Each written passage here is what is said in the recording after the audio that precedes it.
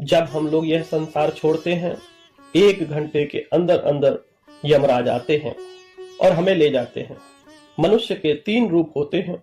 एक जो शरीर है वह नाशवान, एक सूक्ष्म शरीर है और तीसरी है आत्मा। सूक्ष्म शरीर यहीं पर भटकता रहता है, आत्मा परमात्मा में मिल जाती है। उसी सूक्ष्म शरीर को ही यातनाएं मिलती हैं, क्योंकि आत्मा को ना तो दंड दिया जा सकता है, ना किसी प्रकार का सुख और ना दुख। आत्मा सुख दुख से परे होती है। यमराज ले जाते हैं।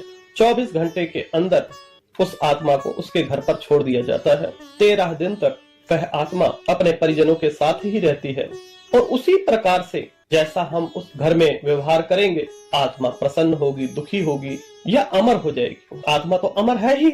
जो सूक्ष्म शरीर है उसे मोक्ष देने के लिए आप लोग रोए गाए नहीं, उसका भी एक कारण है। जब वह परिजन हमारे साथ थे, इतना भी समय था, खुश थे, जब उनके जाने का नया सफर शुरू हुआ है तो हम रोना क्यों बनाएं। जो लोग भी परिजन जाने के बाद में रोते हैं, तड़पते हैं, बिलखते हैं, ऐसी आत्माओं को शांति नहीं मिलती, ना तो इस लोक में ना तो परलोक में।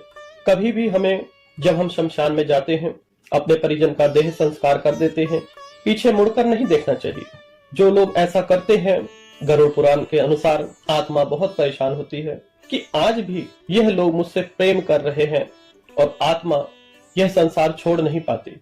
आत्मा तो परमात्मा में विलीन हो गई। जो ये शरीर था वह पंचतत्व में विलीन हो गया, परंतु जो सूक्ष्म शरीर है वही यह यातनाएं भोगता है। और जब तक यातनाएं, जो हमारे अच्छे कर्म हैं, बुरे कर्म हैं, इसीलिए तो कहा जाता है कि सत्कर्म कीजिए। सत्कर्म करने से आत्मा को मुक्ति मिलती है और आत्मा ही परमात्मा है। जब आप लोग ध्यान करेंगे तब आप लोग जान जाएंगे कि आत्मा गई कहीं नहीं है, नया रूप लेकर फिर से वापस आएगी, आपकी बेटी बनेगी, आपकी बहू बनेगी, नए रिश्ते में फिर से लौट कर आएगी। तो जाने वाले के लिए शोक न मनाएं। ऐसे करने से आत्मा तड़पती है और उसकी मुक्ति में बाधा आती है। तो कभी भी शमशान में या 13वीं श्राद्ध पर अपने परिजन को खुशी मन से विदा करें। ऐसा करने से आत्मा को शांति मिलती है और उसीलिए तो हम सारे कार्य करते हैं। जब कभी भी शमशान में जाते हैं तो अपने परिजन को जब जला देते हैं, भूल से भी मुड़कर कभी न देखें। ऐसा करने से अनर्थ होता है।